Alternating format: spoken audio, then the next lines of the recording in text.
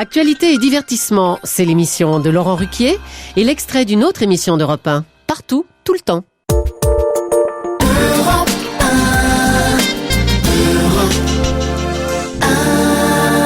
Le grand direct de l'information, c'est du lundi au vendredi entre 11h et 14h, c'est avec Jean-Marc Morandini, et entre 11h et midi, il y est fortement question de l'actualité de la télévision. Et lundi dernier, Jean-Marc recevait Diman Bilan, le grand gagnant de l'Eurovision. Il représentait la Russie et il est venu accompagné de son violoniste, l'un des meilleurs de la planète. Et il rentre tout juste de Belgrade en Serbie où était organisé cette année le 53e concours de l'Eurovision. Il représentait la Russie en exclusivité ce matin. Il est avec nous sur Europe 1, le vainqueur 2008 de l'Eurovision, Dima Bilan. Il est accompagné de son violoniste, un des meilleurs de la planète. Ils vont jouer dans un instant en direct avec nous. Bonjour à tous. Bonjour, Merci. bonjour, Voilà. bonjour. Alors on va peut-être prendre un micro chacun. Voilà. I'm repeat. Bonjour. Voilà, take this one. Yeah, okay. Thank you. Dima Bilan, bonjour. Bonjour. Merci d'être avec nous sur Europe 1. Vous avez votre traductrice qui est là, effectivement, puisque vous êtes russe. Comment ça se passe pour vous depuis que vous avez gagné l'Eurovision? I want to say, ravi de vous saluer par cette belle journée. On est arrivé aujourd'hui. J'ai eu le temps de me promener dans Paris. Merci à mes fans. C'est grâce que je suis là. Merci beaucoup. Merci. Bravo. Bravo. Merci beaucoup. Est-ce que vous pouvez nous dire comment ça se passe depuis que vous avez gagné l'Eurovision? На Евровидении второй раз. C'est ma deuxième fois à l'Eurovision. И действительно, в этом году у меня получилось так, что я настроился на победу. Et c'est vrai que cette année, je me suis dit que j'allais gagner. И это произошло. Et c'est ce qui est arrivé. Хочу сказать, что я уже давно работаю над тем, чтобы выпустить альбом в Ce que Европе. je veux dire, c'est que ça fait très longtemps que je travaille sur un album qui doit sortir en Europe depuis un an et demi. Et c'est un très bon prétexte pour que l'Allemagne, l'Autriche et j'espère la France, bien sûr, sortent cet album qui a été enregistré aux États-Unis. C'est pour ça que vous chantez en anglais? Yes, I think. Yeah. Oui. Parce que en France, le candidat français a chanté en anglais. Et ça fait une polémique. Est-ce que vous, en Russie, c'est pas un problème que vous chantiez en anglais et non pas en russe? Oui, je sais, je suis au courant de ces problèmes. J'ai fait le tour de promotion avant la demi-finale. Et il y a eu une telle polémique en Turquie. C'est vrai qu'on a dit qu'il serait peut-être mieux de chanter dans sa langue maternelle. Mais vous savez, l'objectif de l'artiste, son objectif premier, c'est tout d'abord de partager ce qu'il a à dire avec le plus grand nombre de personnes, de porter le sens de ton œuvre. Moi, je pense que la chanson, on s'exprime beaucoup dans la chanson, on l'écrit. Et le fait de l'avoir écrit, déjà, l'a fait appartenir à un tel peuple, à une telle langue. Est-ce que en Russie, on était très heureux de votre victoire? Est-ce que l'Eurovision c'est important dans votre pays? Я хочу сказать, что последнюю неделю в России было много побед. Voilà ce que je vais vous dire. Au cours de la dernière semaine, la Russie a vécu beaucoup de victoires. Il y a eu une victoire très importante dans le sport et c'est vrai qu'on attendait tous cette grande victoire de l'Eurovision. Mais tout le monde a perdu l'espoir quelque part pour l'Eurovision. Puisque ce concours a un caractère quand même très politique. Pourquoi un caractère politique? Вы знаете, когда, например, выигрывает та или иная страна... Alors, vous savez, quand un tel ou tel pays gagne l'Eurovision... так скажем, свалить и перевести стрелки на то, что, так скажем, голосуют все за близлежащие страны. Il est très facile de dire oui. les gens votent pour leurs amis quelque part, donc ils votent par appartenance à un pays. Mais je pense que c'est la musique qui gagne, c'est la musique qui a le plus d'importance dans toute cette histoire. Et je pense que c'est un excellent fondament pour l'amitié. Vous êtes venu avec quelqu'un qui est un grand violoniste également, vous pouvez nous le présenter? Mr. Edwin Martin. Bonjour. Bonjour everyone. It was great to be on the stage at the Eurovision together with Dima, together with Evgeny. We did a very individual, C'était un grand honneur pour moi d'être sur la scène d'Eurovision avec Dima, avec Evgeny. Nous avons fait quelque chose d'extraordinaire. Je suis hongrois. But I was playing for Russia, for Russian team. Et j'ai quand même été pour la Russie. And I was playing on this treasure violin Stradivarius. Et j'ai joué donc de ce violon précieux qui est celui de Stradivari et qui était fabriqué en 1697. First we met with Evgeny because I did the music, I write music for Evgeny with the et on s'est rencontrés tout d'abord Evgeny, j'ai écrit de la musique pour lui et ensuite Dima nous a rejoints. OK. Et donc on a fait le show. Et ce violon vous l'avez avec vous aujourd'hui? Je pense que vous allez peut-être pouvoir nous jouer quelque chose, si vous êtes d'accord. En direct, vous allez pouvoir le prendre. Auparavant, pendant que votre violoniste s'installe avec ce violon qui est gardé par un garde du corps dans ce studio, une question sur vous, Dima Bilan, une question que vous avez déjà dû entendre, je pense à propos des photos qui ont été retrouvées de vous sur Internet, qu'on a beaucoup vues en France. Des photos où vous étiez tout nu, vous posiez pour un magazine. Dans quel cadre ont été faites ces photos? Je n'ai jamais pensé que ça pourrait provoquer un tel intérêt. Bon, ces photos datent. Vous savez, chaque artiste a un début de carrière.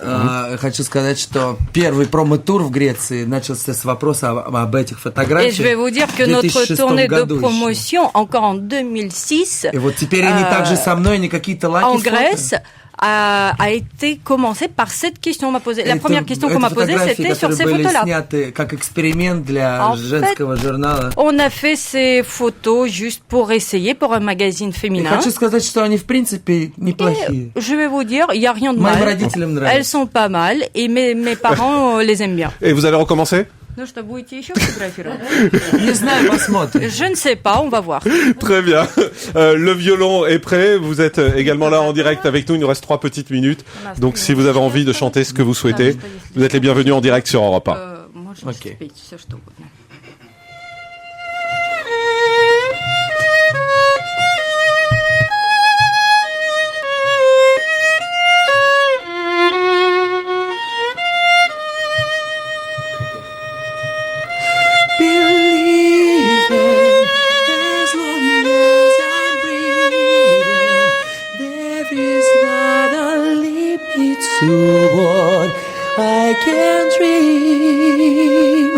Cause I get something to believe in, missing to keep climbing. Nothing else can stop me if I just believe. And I believe in you.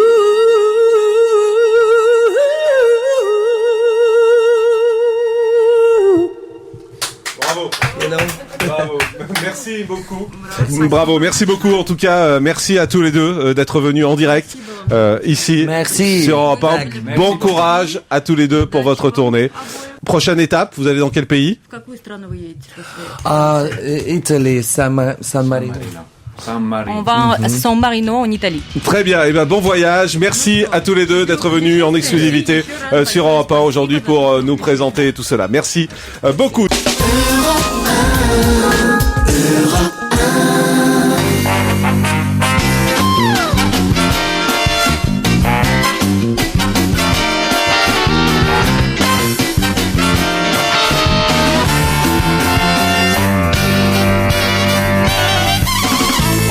Bonjour et bienvenue sur Europe 1. Jusqu'à 18h aujourd'hui, vous allez passer 2 heures en compagnie d'Isabelle Motro, Christine Bravo, Gérard Miller, Philippe Alfonsi et Stevie Boulet.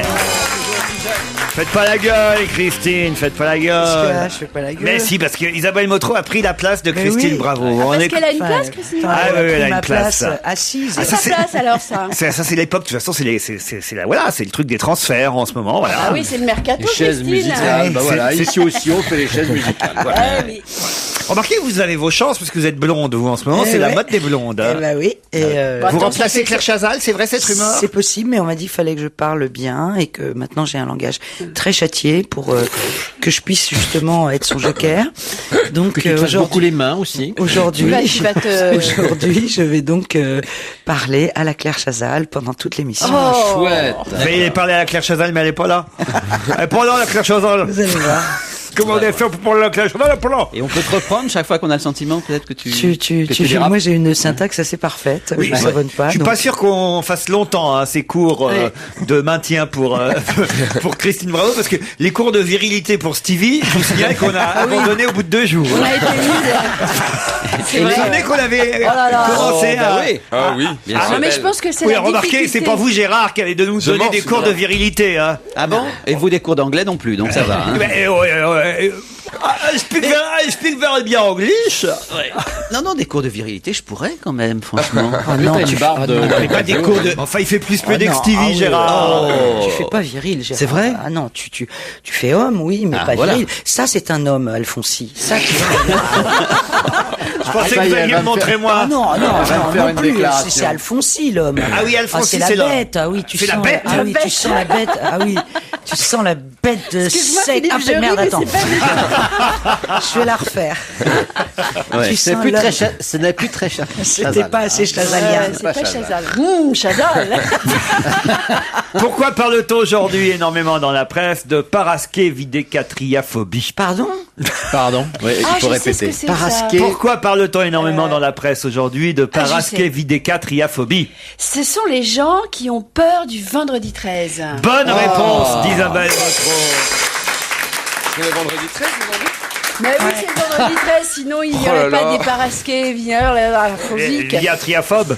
La paraskevidécatriophobie, ce sont les gens qui sont superstitieux et qui pensent que le vendredi 13 va leur porter malheur, alors que d'autres, évidemment, pensent que ça va leur porter chance. bonheur. La preuve, 10 millions de Français vont tenter leur chance aujourd'hui aux différents jeux de grattage et à l'euro-million, entre autres, voilà.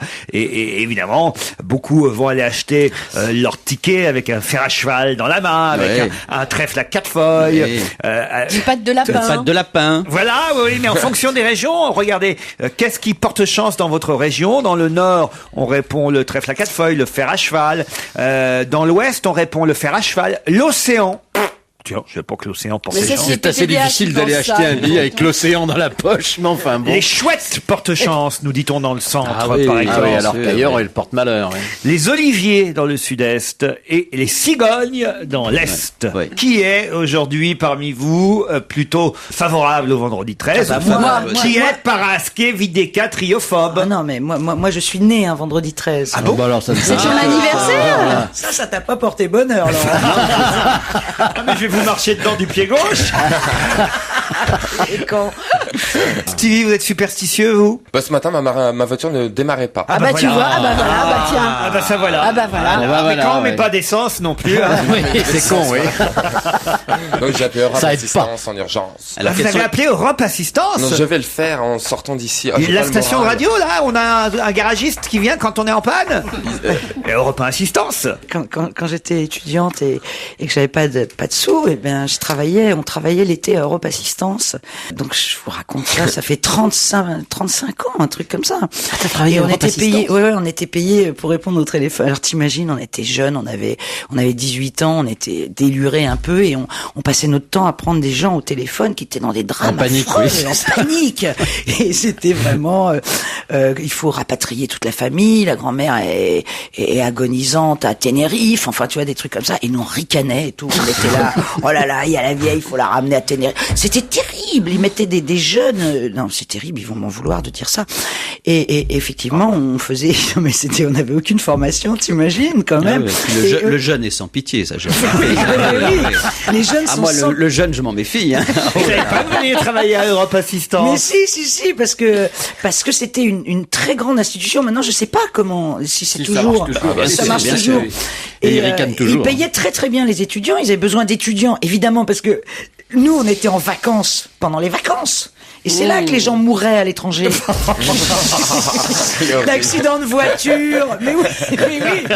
Ils se faisaient beaucoup de pognon pendant les vacances Europe Assistance, donc ils en redistribuaient. En général, les assurances font beaucoup de pognon sur le malheur des autres. Hein. Mais c'est très rare que ce soit pour le bonheur. D'ailleurs, moi, j'ai des tas d'assistances. Je ne sais absolument pas ce que j'ai. Et quand j'ai un problème, j'en appelle jamais. En fait, parce que je ne sais pas, j'ai même pas les numéros. Parce qu'avec chaque carte bleue ou chaque carte American Express, on vous fait payer. Toi, t'en as plein des cartes bleues. On vous fait payer des tas de trucs à chaque fois. Alors, je vois, vous dites oui, je prends l'assurance. Total, je n'ai pas combien d'assurance et je ne sais absolument cash hospital, je sais pas quoi et tout ça. Je ne saurais pas s'il m'arrivait un truc, qu'il faudrait que j'appelle. Mais alors, justement, tu dois être à Europe Assistance à un moment dans une de tes cartes. Ah oui. Donc je vous appelle alors. Tu m'appelles et je t'envoie à l'ambulance. Qui n'a toujours pas vu Bienvenue chez les Ch'tis et dit attendre la sortie du DVD? Il était hier à la télévision, c'est François Fillon. Bonne réponse de Gérard Miller. Il a dit que en depuis quoi cela le distingue-t-il? Pourquoi il fait le malin comme ça? Il dit que depuis qu'il est comme j'ai écouté le Premier ministre, depuis qu'il est à Matignon, dit-il, n'a pas eu le temps de voir un seul film. Et là, il a fait une petite précision. Il a dit, comme ça a été projeté à l'Élysée et pas à Matignon, je ne l'ai pas vu. Voilà. Non, c'est terrible, le pauvre garçon. Il est même pas invité aux projections cinéma. Oui, c'est triste. Mais enfin, cela dit, il était plutôt à l'aise. C'est il vrai. avait une grande tendance à parler avec sa main devant la bouche. Je comprends pas qu'il ait des conseillers. Et une partie de l'émission, il avait la main devant la bouche, ce qui n'est quand même pas la meilleure façon. C'est parce qu'il ne veut pas être entendu par les sourds et malentendants. Ouais, ça c'est possible. Oui, c'est vrai, c'est possible. Mais c'est vrai. Quand vous parlez comme ça, c'est pour niquer les sourds-muets. C'est vrai, faut dire ce qu'il y a. C'est dégueulasse. Il y avait un beau parterre. Il y avait tous les ministres qui étaient là, tous plus heureux, plus ravis, plus réjouis les uns que les autres. Qu'est-ce qui a coûté hier 0,94 € à Roland Museau et Pierre Gosselin? Zéro combien? 0,94 €. Donc presque 1 euro. Presque un oui, euro. c'est ça, c'est très bien. C'est pas la peine de faire du Claire Chazal jusqu'au bout. C'est 1 euro symbolique, en fait. Hein. Ouais, c'est un peu moins d'1 euro. Ben rien, ils ont acheté quelque chose. Oui, c'est ça, ça doit être. Qui leur a rapporté. Je pensais que la somme vous avait quand même marqué parce que c'est dans toute la presse. Ah bah oui, c'est lié à l'essence. Non, c'est pas lié à l'essence. Au pain? Non, pas au pain. Ah, au pain. Ça se mange la farine? Ah, ça se mange, ça a un lien, ça effectivement. C'est un lien avec le croissant. C'est quelque chose qui est beaucoup moins cher d'habitude. Non, plus cher. Un pain de deux. Un pain de deux. Bonjour madame, je voudrais un pain de deux. Ça, ce truc-là. Oh non, on fait pas. Qu'est-ce que c'est un pain de deux? C'est les gros pains à la campagne. Grosses miches quoi. Des grosses miches. Voilà, Michaud. Vous connaissez pas. Un pain de livre. Voilà, chez nous on dit un pain de livre. Mais toi tu connais parce que t'es du Havre, mais je sais pas si. Mais pourquoi vous dites pas 1 kilo? Parce que 2 livres, c'est. Je sais pas, ma mère me dit toujours va chercher une baguette et un pain de livre. Vous dites, oui, bien sûr. Il y a un pain d'homme. Qu'est-ce qui vous fait rire? Ah mais je revois le petit garçon là, le petit Poulbeau, avec son petit sou dans la main. Allons chercher son petit pain de 2 livres.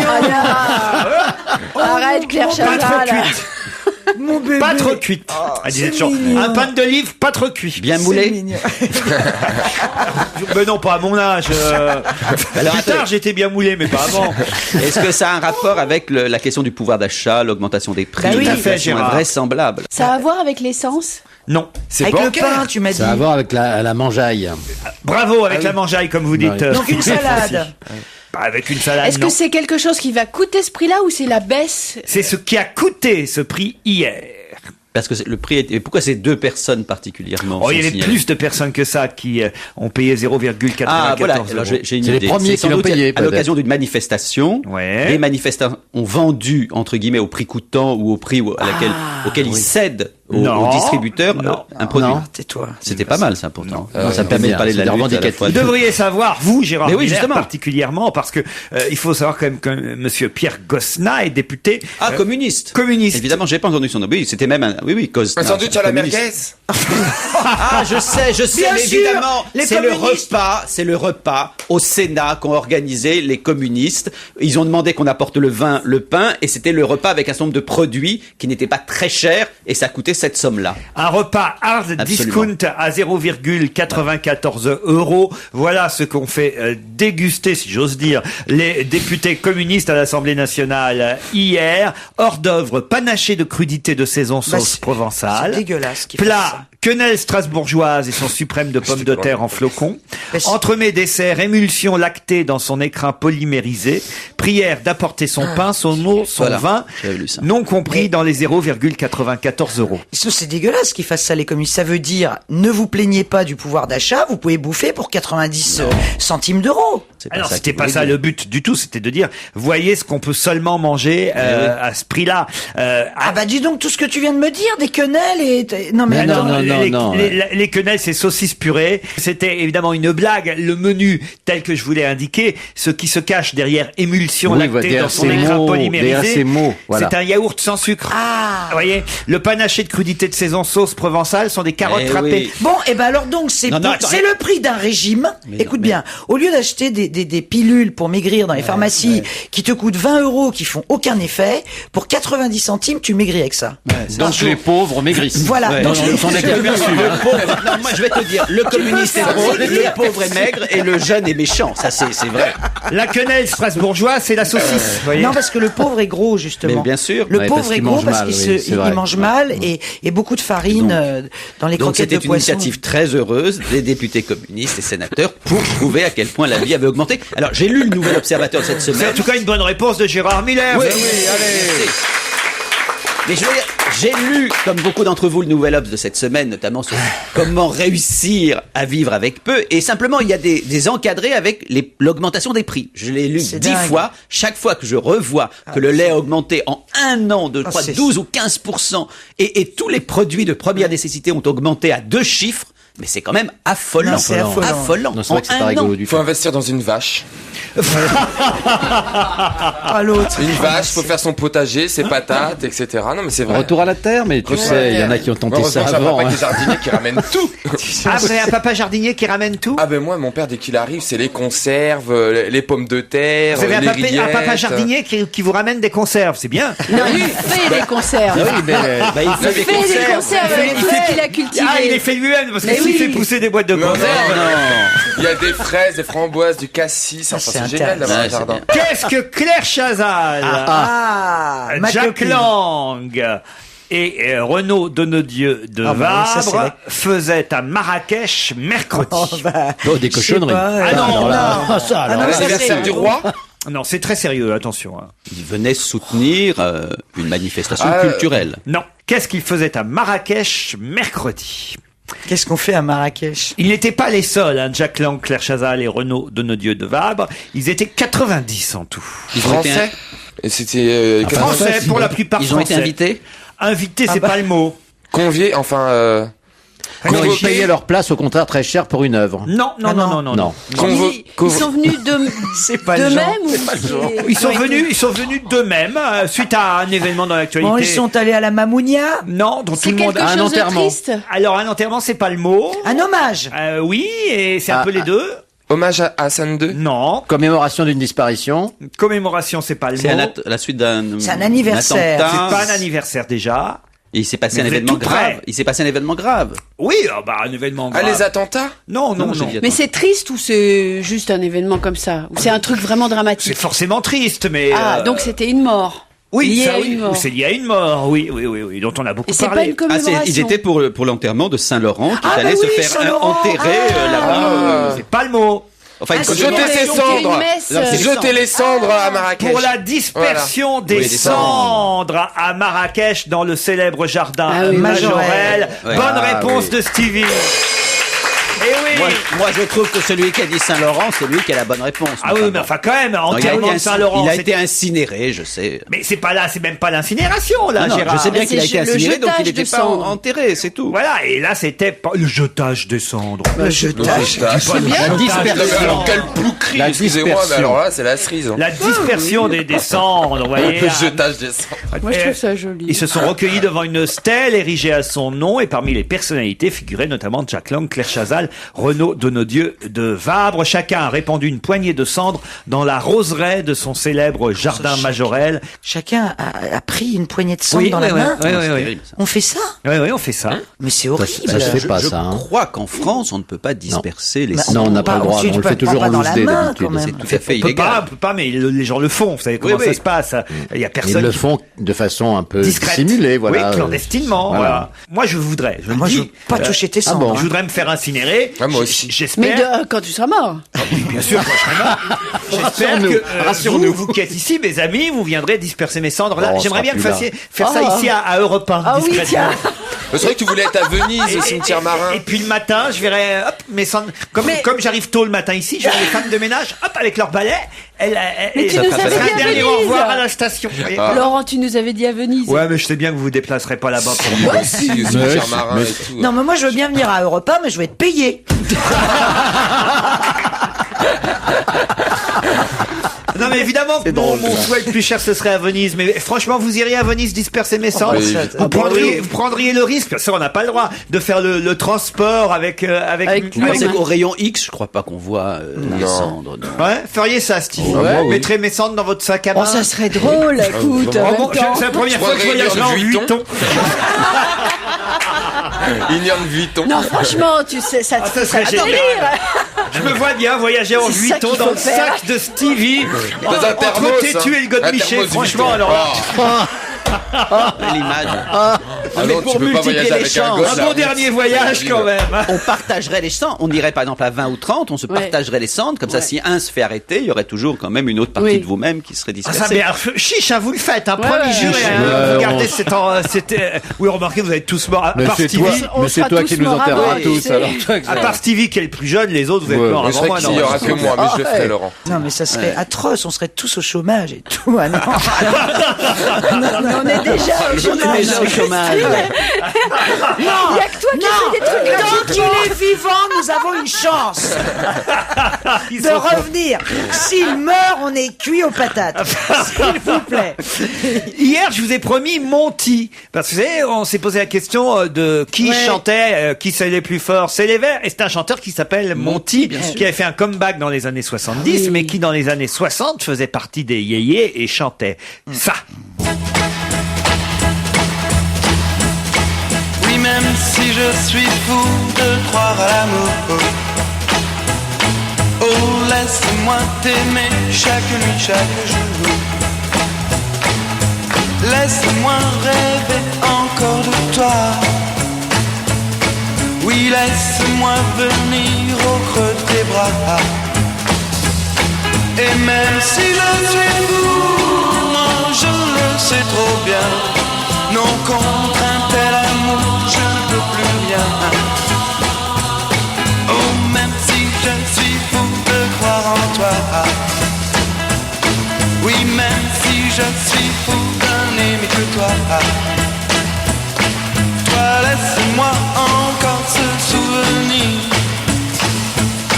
Je veux garder en moi ton joli sourire. Et toi qui es parti, n'entends-tu pas ma voix? Elle est là qui te dit reviens de moi.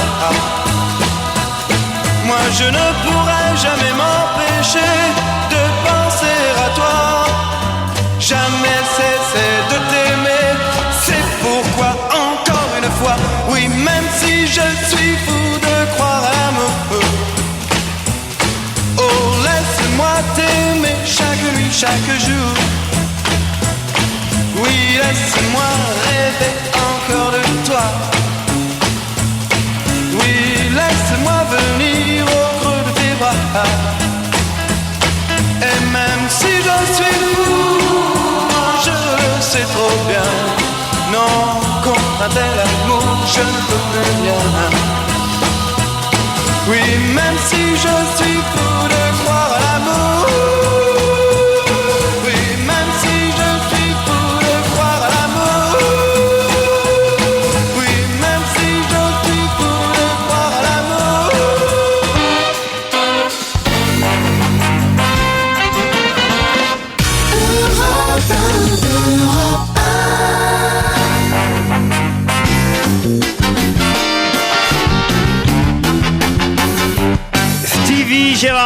Weber, Isabelle Motro, Philippe Alfonsi, Christine, bravo. Et j'ai une question qui concerne des pilotes d'avion qui viennent d'être licenciés, virés de la compagnie CityJet. Pourquoi ont-ils été virés? J'ai dit des pilotes, c'est pas tout à fait des pilotes, ce sont des chefs de cabine de CityJet. Pour quelles raisons ont-ils été licenciés? Car dans l'avion même, en plein vol, ils ont fait quelque chose que la morale réprouve. Oh, la morale, non, on n'ira pas jusque-là. Mais ils étaient plusieurs? 2 chefs de cabine de CityJet. Ils ont couché ensemble. Ça, ils ont le droit, tant qu'ils ne font pas dans l'avion. C'était dans l'avion. C'est dans l'avion. Ils ont fumé. Ils ont fumé. Non. Ils ont bu. Ils ont été impolis avec les passagers. Impolis non plus. Ils ont fait quelque chose. Ils étaient plus pétasses que les passagers. C'est-à-dire Non mais je sais pas, pour un mauvais comportement en fait. Mauvais comportement, ça dépend. Ce que vous entendez mauvais comportement. Est-ce que ça a un rapport avec leur langue, avec comment leur façon de parler, leur langage? C'est une filiale d'Air France. Ils ont refusé de parler en français. Qui est basée à Dublin. Non. Ce sont des hommes. Ce sont 2 hommes, 2 chefs de cabine. Oui. Ils ont fait quelque chose délibérément ou en fait ils s'en sont pas rendus compte? Mais ça arrive parfois quand on est en avion. Moi, ça me choque pas spécialement. Ils ont enlevé leurs chaussures. Non. Vous, ça ne vous choque pas spécialement? Ils ont eu une érection. Non. Moi je dis ça, c'est un motif. C'est un motif ça, de c'est vrai que ça me choque pas spécialement. Si ça vous arrive, on cherche. Oui, ça m'arrive encore. Je vous remercie. Oui. Ils sont venus mal habillés ou ils étaient pas en costume? Non, ils sentaient. Ils sentaient. Ils ont pété ou je sais pas, ou roté. Faites-le sortir. Ils ont bu. Ils ont bu.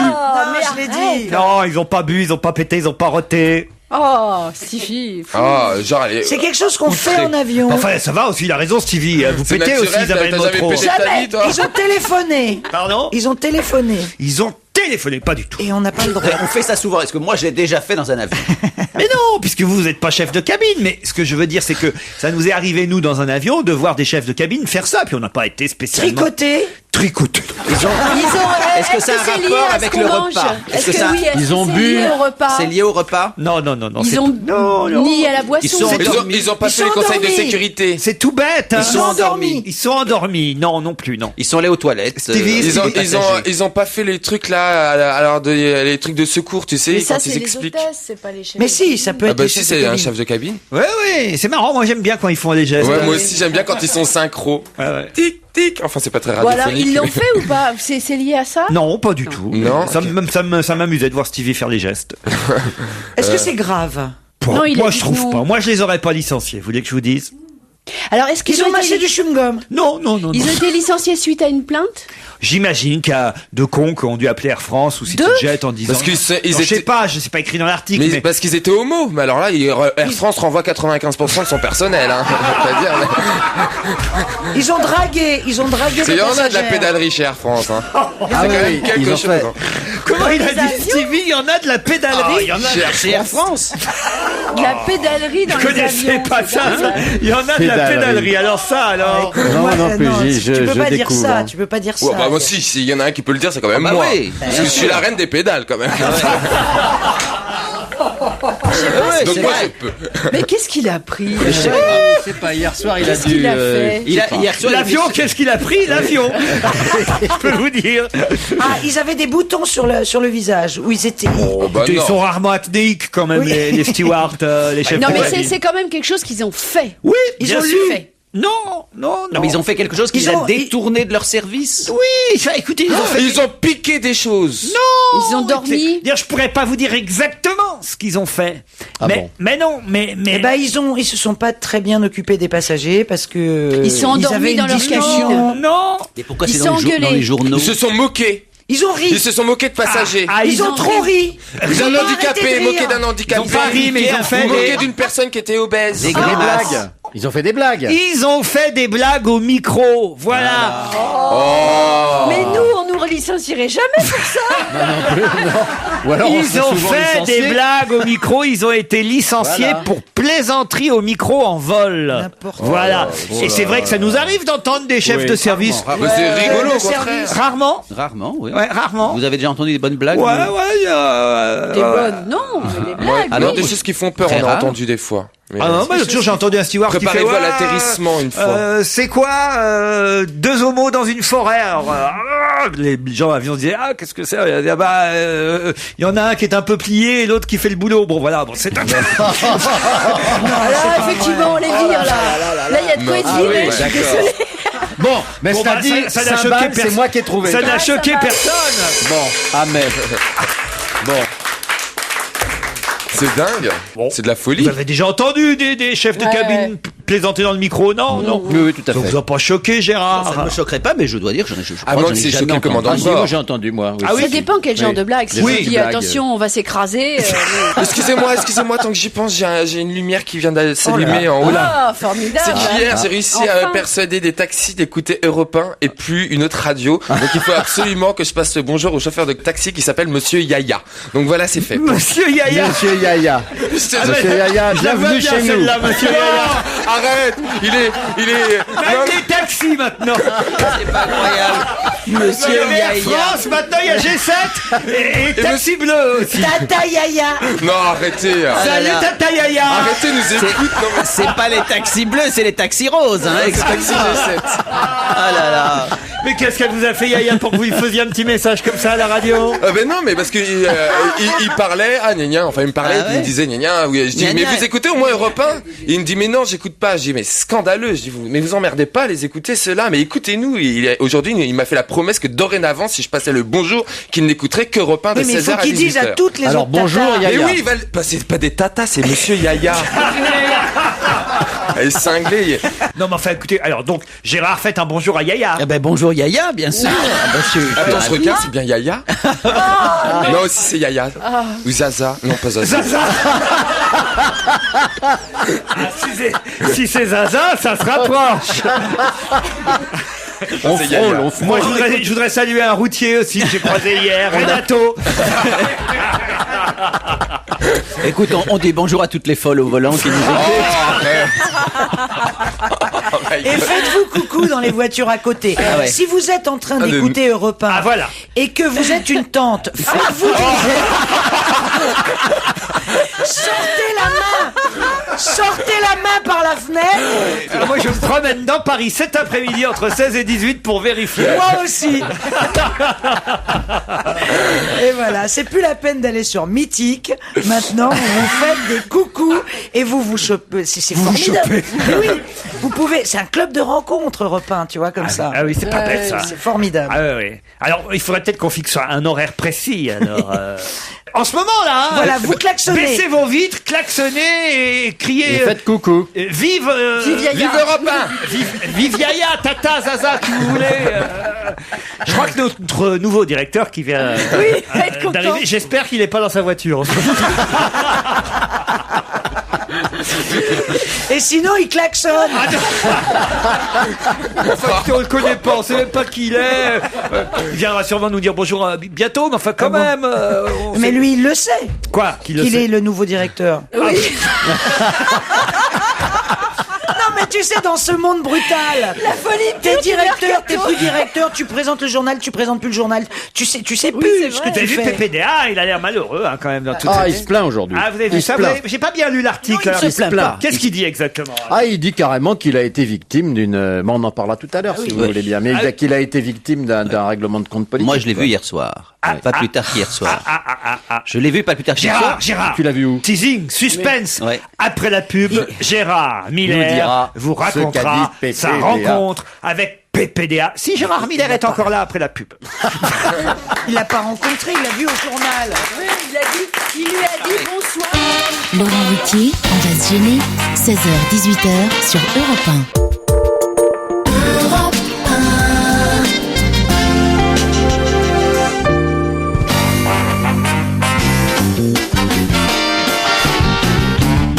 Christine Bravo, Stevie Boulet, Isabelle Motro, Philippe Alfonsier, Gérard Miller.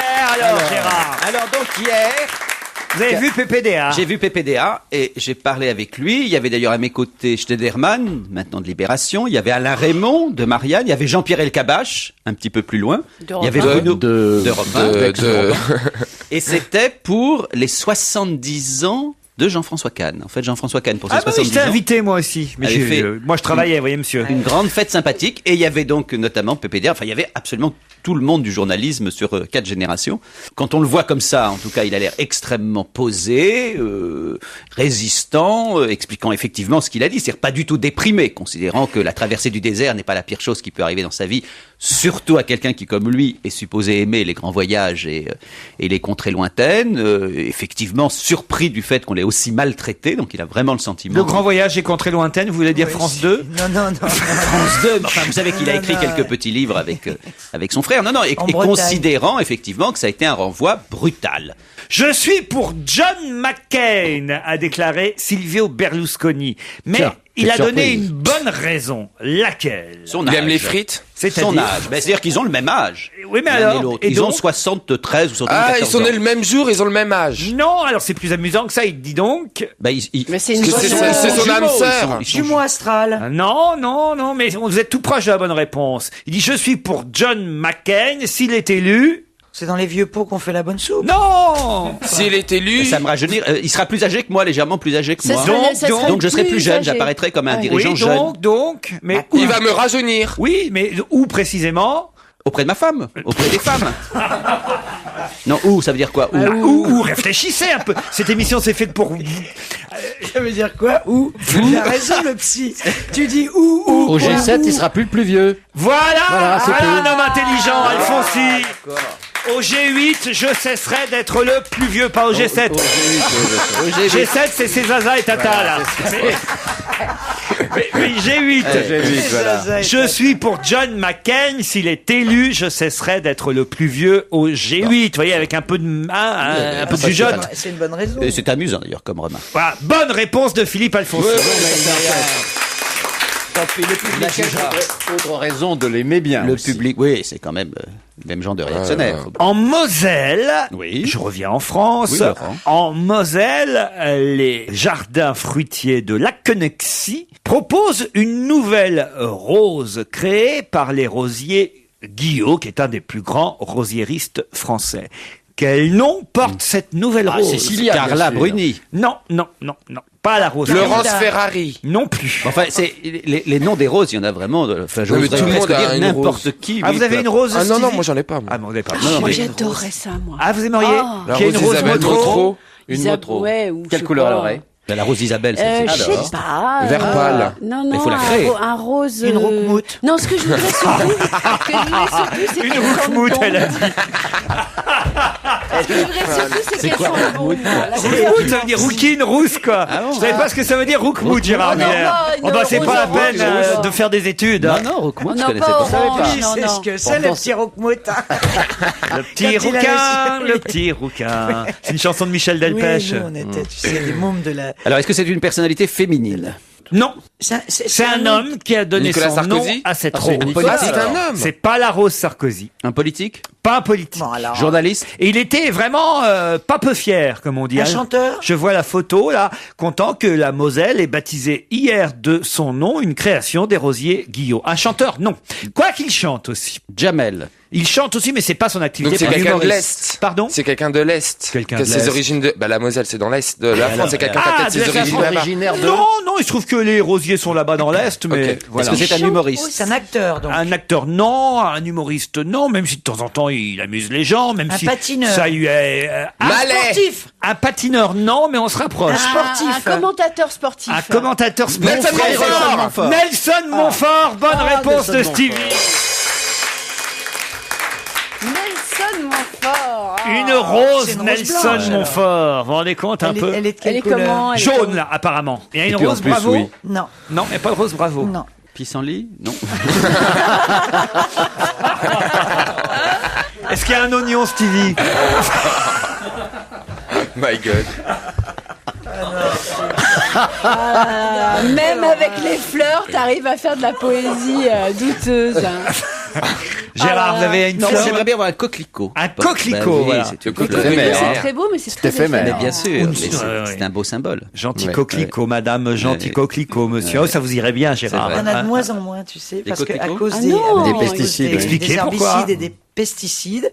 Vous vous souvenez pas, quand on était petit, on traversait la France, il y avait des coquelicots partout sur le bord des talus, et c'est une fleur qui a été complètement assassinée par les pesticides. Justement, la grave erreur, là on peut en parler sérieusement 2 minutes, c'est que maintenant tu sais que les conseils départementaux, ils ne coupent plus l'herbe à côté des routes, parce qu'avant tout était fauché. Les bords des routes, l'herbe elle était coupée pratiquement toutes les semaines. Alors que maintenant ils ont découvert que ça crée un espèce d'écosystème une espèce d'écosystème avec les papillons, un bon etc. conseil départementaux, laissez pas votre manteau trop longtemps parce qu'après on vous le pique. On n'a pas compris là. Je comprends pas. C'est juste dans ma tête à moi. Ah, ça me c'est plaît bien. départemental, départementaux. Oui, un conseil départementaux, laissez pas votre manteau. Oui, non, mais c'est laissez pas votre manteau trop longtemps. Enfin bref. Après on vous le pique. Donc maintenant sur le bord des autoroutes, etc., ils laissent l'herbe pousser. Donc il y a des coquelicots qui réapparaissent, des coucous, des machins. Non mais c'est vrai, je te jure, et notamment les papillons. Très bien. Ah oui, les papillons, ça ils reviennent. Non mais ils reviennent. Non mais c'est vrai. Ça fait longtemps qu'on n'a pas dit bonjour à Yaya, moi je trouve.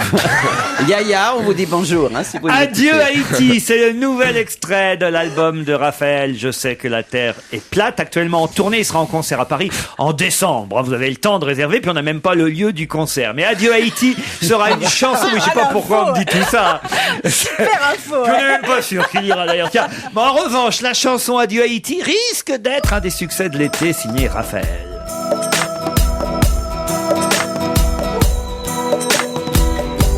Je marche dans les rues, le bon Dieu dans ma poche. Je marche dans la grande ville et je n'ai plus froid. La terre est mon ami et souvent je dors dessus. Et je m'ennuie de mon pays qui était si petit. Adieu mon petit pays. Adieu ma famille. Adieu mon île au Haïti. Adieu ma petite terre. I remember my country, down memory lane. The wind is my best friend. It always blows for me. Neons in the distance, clear as daylight. Sometimes I think that I'm not of this world when I remember this song. Oh, farewell my country, my Caribbean island in the sun. Oh, farewell Haiti, yeah. I say the sun is on, I just can't see. Adieu mon petit pays. Adieu ma famille. Adieu mon île au Haïti. Adieu ma petite terre. Je me souviens des rues et des nuits de Port-au-Prince. Mais je suis toujours un étranger. À la gare internationale, le vent nous emportait aussi loin qu'il pouvait. Cette terre, je la connais. Yeah, I said farewell my country, the Caribbean island in the sun. I said farewell Haiti. Oh, the sun I just can't see. No, no, no, no, no, no, no, no, no. The sun I just can't see. Laurent Ruquier et toute sa bande, jusqu'à 18h sur Europe 1.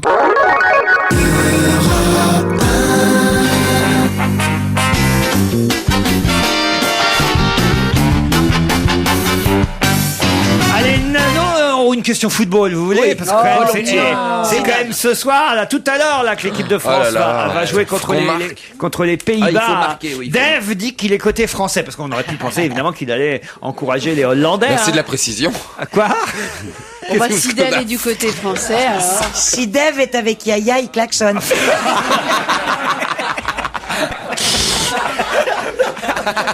C'est le bongo encore. Hein. Elle est con, elle. Ça, c'est drôle, je te jure. Alors, pour quelle raison, d'après Diane Bocador, devrait-on gagner ce soir? Parce que les astres sont avec Raymond Domenech. Raymond Domenech. Bonne réponse de Philippe Alfonsi. Et qu'il y croit dur comme fer. Exactement. Et on a Diane Bocador au téléphone. Bonjour. Bonjour. Vous êtes astrologue et le thème astral du sélectionneur est positif. Ouais, très bien. Il est positif. Merci de cet appel. Il est très bien inspiré par les astres ce soir. Je vous ai prise au téléphone parce que je savais que ça fait plaisir à Gérard Miller. Moi, je préfère vous prendre au téléphone que dans la vraie vie, mais c'est vrai que ça me fait toujours plaisir. Les planètes en Gémeaux et la Lune en Balance, en excellent aspect de son Neptune natal, présage qu'il pourrait être bien inspiré, dites-vous, c'est ça? Oui, c'est ça. Une intuition tactique, une idée lumineuse, un éclair de génie, pourquoi pas. En tout cas, toutes ces planètes en bon aspect de Neptune lui donnent c'est comme un petit état de grâce. Et c'est vendredi 13, ça devrait nous porter bonheur. Ça devrait, ou malheur. Mais enfin, les astres de Henri... Ah, vous êtes une... comment vous dites, là? Mais je vais vous dire, soit on gagne, soit on perd, soit c'est match nul. Hein.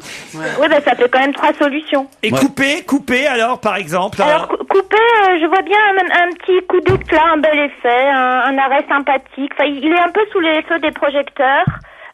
Henri a sa place ce soir, mais il y en a un qui est apparemment sur le banc ce soir et qui est une vraie boule de feu. Je trouve que Karim Benzema, c'est vraiment la réserve d'énergie la plus belle réserve d'énergie de cette Coupe d'Europe et je pense qu'il faudrait vraiment en profiter davantage. Il a les mêmes astres que Ribéry en 2006. C'est une boule de feu. Voilà. Vous êtes une astrologue moderne, me dit-on. Pourquoi moderne? Ça veut dire quoi par rapport aux autres Elle s'intéresse au foot. On est bien obligé de s'intéresser au foot quand on vous demande... Par exemple, vous aviez vu que Nicolas Sarkozy épouserait Carla Bruni. Oui. Mais vous avez vu qu'il l'épouserait avant qu'ils se rencontrent ou une fois qu'ils s'étaient rencontrés? C'était en décembre. Non, c'est quand la nouvelle a été officialisée de leur rencontre. Ah oui, quand les bancs ont été publiés. Non, pas du tout. Est-ce que vous auriez là comme ça une petite prédiction pour Stevie, parce que voilà, il est célibataire en ce moment, il cherche quelqu'un. Il est balance, Stevie? Ah non, je suis Verseau, mademoiselle. Verseau? Verseau, il est Verseau. Je suis pas voyante, alors comme tu sais la ascendant Taureau. Il est recto. Oh, alors vraiment. Alors ça, Christine... Non, je suis pas neuve, hein, je suis vraiment Verseau, alors. Ouais. Christine, tu n'es plus dans ton rôle de Chazal, là, ça va plus du tout. Stevie peut m'appeler en privé. Y a pas de... Stevie peut vous appeler en privé, voilà. Il est Verseau du dernier des cons, hein. Et Gérard Miller a pas encore cassé l'astrologie, je m'attendais à pire. En fait. Oh, mais pas du tout, je bois vos paroles. Ah bon? Ah oui, c'est passionnant. Vous allez regarder les Bleus ce soir? Mais bien sûr. Bon, écoutez, on vous remercie, astrologue. Je pense que vous regarderez les Bleus sur TF1. Oui, bien sûr. Bravo, vous êtes voyant, vous, en fait. Ouais. Je pense que vous êtes plutôt blonde. Vous avez des reflets blonds dans vos cheveux. Est-ce que je me trompe? Je suis une vraie blonde. Voilà. Voilà. Excusez-moi, mais je l'ai vu. Ah oui? Vous pouvez dire des choses d'autres sur Diane Bocador? Je pense que vous n'êtes pas une très très grande taille. Vous mesurez combien? Il a une photo de moi sous les yeux? Non. Écoutez, tout le monde est témoin. Donc, est-ce que vous pouvez nous dire votre taille? Je suis déstabilisée. Oui, mais je sais bien, en général, je déstabilise. Je suis petite. Voilà. Je vais vous parler un peu de votre vie sentimentale. Ah non! Si. Donc ça va mal. Non, c'est votre vie sentimentale. Je crois qu'il y a bon, franchement, je vais pas faire des révélations parce que même si je ne crois pas à tout ça, je suis quand même respectueux de votre vie, mais il y a un homme dont on peut dire qu'il a vraiment beaucoup compté pour vous. Et cet homme, non, attendez, vous répondez par oui ou par non. Cet homme a beaucoup compté pour vous.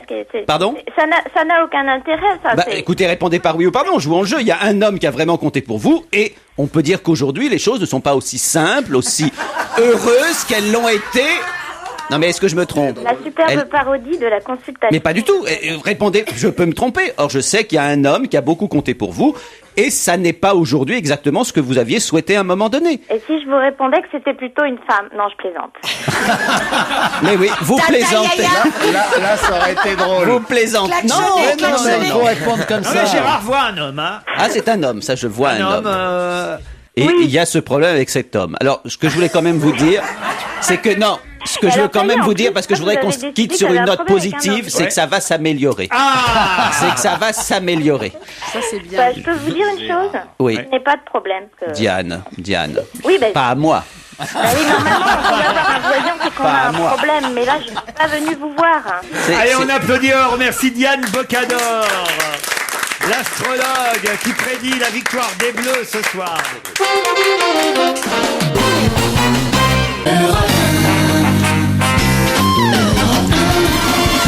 Ce soir du foot, ils seront devant leur téléviseur. Qui ils? Isabelle Motro, Christine Bravo, Gérard Miller, Stevie Boulet, Philippe Alfonsi. Mais ils ne seront pas les seuls. Puis il y a quelqu'un qui fait cette déclaration dans Métro aujourd'hui, qui dit « J'aime le foot, ça me prend les tripes ». Ça me prend aux tripes, non? Non, les tripes. Ah, c'est quelqu'un qui parle pas bien français, alors. J'aime le foot, ça me prend les tripes. Lors de la Coupe du Monde 98, je suis resté suspendu à la télé pendant toute la finale, tremblant, applaudissant. Et en 2006, j'étais aussi devant le poste quand Zidane est parti. Ça m'a fait de la peine. Il a répondu à la provocation, mais c'est une réaction humaine. Tout le monde a dit ça. Non, c'est un homme. C'est un homme, il y a un politique. adjectif. C'est une femme. Ah, alors vous l'avez mal Bernadette lu. Chirac. Pourquoi je l'ai mal lu? Parce qu'à un moment donné, il y avait un adjectif que vous avez mis au masculin. Pas du tout. Si, je vous assure. Non. Si, certain. On a la bande. J'aime le foot, ça me prend les tripes. Alors ça, déjà, c'est faux. Lors de la Coupe du Monde 98, je suis resté suspendu à la télé pendant toute la finale. Non, attends. C'est pas là. Vas-y, continue. C'est là que vous avez entendu suspendu.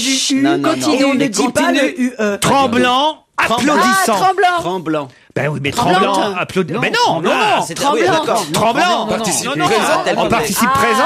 Participe présent, bien sûr. Tu peux l'accorder. Ah bah je peux, mais si on est en vie, mais je peux ne Ça n'a pas. pas le même sens. Ah bah oui, mais justement, moi, je sais pas. Je l'entends. Tremblant, applaudissant devant le poste, vous voyez, c'est ça. Ah, oui, d'accord. Et en 2006, j'étais aussi devant le poste quand Zidane est parti. Ça m'a fait de la peine. Il a répondu à la provocation, mais c'est une réaction humaine. Donc c'est une vieille. Oui. Gianni Longo. Non. Oh là là. Non, mais une vieille. Ah, c'est-à-dire Daniel Darieux. Non. Jeanne Moreau. Non. Claude Sarraute. Non. une très très vieille. Oh, pas jeune en tout cas.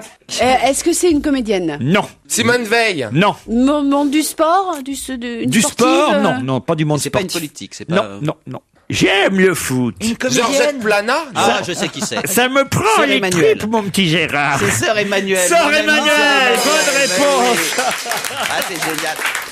J'ai plus que ces nouvelles, du coup je m'inquiétais. Donc C'est vraiment apparemment, voyant, hein, toi. Ah oui, hein, je vraiment, suis là, voyant. oui, Mon ça- petit Gérard. Ah oui. Mon petit Gérard, j'aime le Mon foot. petit Gérard. Ça me prend les tripes. Ah, je l'adore. Je suis resté suspendu à la télé. Elle est géniale. Tremblante. Applaudir. Bon, tremblante, elle tremble tout le temps. De toute façon. Ah non, non. À cet c'est bien, âge-là, ça. c'est vrai. Applaudissant. Sœur Emmanuel, on l'imagine devant le foot ce soir. Ouais. On devrait la prendre pour les commentaires, ce serait rigolo. ouais, ça, c'est alors. génial. drôle. Ah oui, une bonne Franchement. idée. Et peut-être c'est elle qui va remplacer Claire Chazal le week-end. Elles ont combien de différences? Très peu, Écoutez, très 100 peu. ans. Elle Dans approche. le maquillage en différence. c'est tout. Elle approche de 100 ans, hein, Sœur Emmanuel. Elle aura C'est bientôt... pas vrai. Ah oui, elle est extraordinaire. Ah oui, elle est plus proche de l'âge de Daniel Brem que de Claire Chazal. Alors. Philippe Alfonsi, justement. Qu'est-ce que j'ai Revenons dit au Pourquoi cas justement, puisqu'on parle des vieux et des Ah oui, centenaires, parce qu'on parle des Philippe vieux, oui. Alfonsi. Non, puisqu'on parle télé, revenons au cas PPDA. Ah oui. Dressez-nous pour son pot de départ un petit portrait du présentateur du JT de 20h de TF1. Comme tous les gens très connus, il a eu droit à une quantité de surnoms, de sobriquets, etc. Mais le plus joli quand même lui a été donné par un réalisateur de la télévision des années 70-80 qui s'appelait Raoul Sangla, qui était un grand réalisateur et qui notamment réalisait le journal que présentait déjà sur France 2, Antenne 2 plutôt à l'époque, PPDA. Et il l'appelait l'icône électroménagère. Bon. Et ça lui a collé après quelques années. L'icône électroménagère, des proches qui pouvaient pas le piffer, lui disaient il est mi-Chateaubriand, mi-Jean-Claude Bourret. Bref, enfin, il en a eu plein comme ça, le pauvre malheureux. Et En revanche, en effet, comme nous l'a confirmé Gérard tout à l'heure, hier, il était un peu amer et un peu triste d'avoir été chassé comme un vulgaire journaliste, alors que lui était en effet cette icône électroménagère et journalistique. Est-ce qu'il y a vraiment eu du Sarkozy là derrière? Est-ce qu'on lui a reproché son insolence parce qu'il lui avait dit qu'il s'était comporté comme un gamin lors un petit garçon excité. Bon, et il s'est excusé après. Il lui a écrit pour s'excuser. Il s'est excusé. En plus, il lui a écrit pour s'excuser. Mais il paraît que depuis l'autre lui en voulait beaucoup. Et puis, est-ce que en effet, il s'entend assez mal avec le nouveau patron de TF1 parce qu'il a refusé que Bétou du Figaro vienne diriger la rédaction à la place de Namias, etc., etc. Bon, est-ce que ça, en effet, ces grands moments de résistance journalistique ont fait que c'est pour ça qu'il a été sanctionné? Moi, j'en suis pas certain. Moi, je vais vous dire, je crois qu'on est totalement dans la guerre des télévisions, là. Je passerai sur tous les trucs qu'on lui a reprochés, tout qui sont un petit peu minables. Ça a été, alors, juste une toute petite parenthèse. C'était un très bon présentateur. C'est un très bon présentateur de journal télévisé. Il a un côté décontracté, un côté rigoureux. Il a également pas mal de charme. Et puis, il a cette distance, vous savez, qui était un peu la marque de cette maison, Europe 1. À ses débuts où les journalistes étaient un petit peu distants, un petit peu décontractés comme ça. Il avait ça, il a amené ça à la télévision et il l'a très bien fait. Donc oublions toutes les petites conneries de Castro et le reste, tout ça c'est pas très intéressant.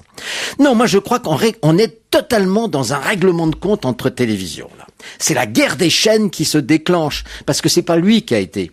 Je vous jure que ce n'est pas lui qui a été licencié. Non, c'est PPD.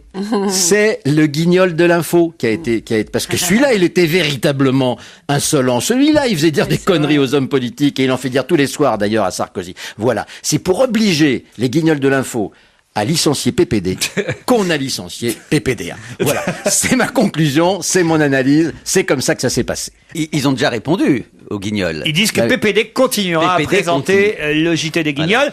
Voilà. Et on parle d'ailleurs de l'arrivée du vrai poivre à Canal+.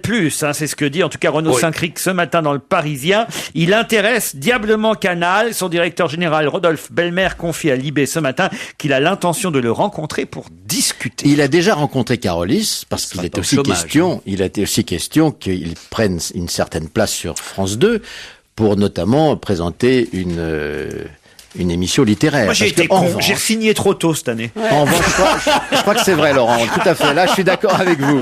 L'autre, il a pas vu venir le mercato. Non. Bon, je vous rappelle aussi, uniquement pour le fun, quand même, un des meilleurs titres de Libération de ces dernières années, qui est PPDA renversé par une Ferrari. Ça, je crois que c'est quand même un titre fabuleux qui nous ramène la grande époque de Libé. Bon. Et moi, c'est pas ça le pire. Hein. C'est parce que le pire, c'est il y a l'arrivée de Ferrari, mais le pire, c'est Lewis Hamilton qui reste Joker parce que quand même Harry Roselmack c'est le cocu de l'affaire quand même. On engage à grand renfort de publicité il y a un an Harry Roselmack pour dire voilà le successeur et le remplaçant de PPDA. En fait, faut jamais être Joker parce que quand on est Joker à vie. On n'est jamais celui qui va prendre la place de l'autre. On reste remplaçant. Non, c'est tout à fait vrai, ça. Alors là, tout à fait. Non, mais c'est amusant, d'ailleurs. C'est ce qui lui est arrivé aussi. C'est amusant, d'ailleurs, ce jeu de chaise musicale. Mais voilà. Alors, est-ce que c'est Canal+, est-ce que c'est France 2, est-ce que c'est TF1 où il garderait son émission littéraire et un grand magazine d'actualité? Mais enfin, il n'est pas au chaume du, comme tu disais tout à l'heure. Lui, il n'est pas menacé. Est-ce que tu penses pas que c'est aussi une vacherie faite à Claire Chazal que de la laisser, finalement? T'as Ferrari toute la semaine et t'as Chazal le week-end. Bien. Et est-ce que quand même, je me demande si c'est pas un truc un peu pervers. Non, il voulait aussi la virer. Mais c'est pour l'audience. Parce que les hommes qui regardent la télé, les informations, qui a la télécommande à ce temps-là, c'est l'homme. Et l'homme, il va voir entre un homme et une femme, et ben il va regarder la femme. Elle fait la cuisine dans ton couple, c'est ça, mais pas dans la cuisine et le ménage. Steve et moi, on regarde Laurent Delahousse et on aime beaucoup. Parce qu'il est beau. Les Américains sont en avance sur nous, vous voyez. Entre une femme et un black, ils ont choisi un black. Oui. Tandis que nous, entre un black et une femme, on a choisi une femme. Voilà, c'est bien français, ça. Allez, on se retrouve pour parler sport dans un instant avec Roger Zabel. Laurent Ruquier, on va se gêner. Du lundi au vendredi, 16h-18h, sur Europe 1.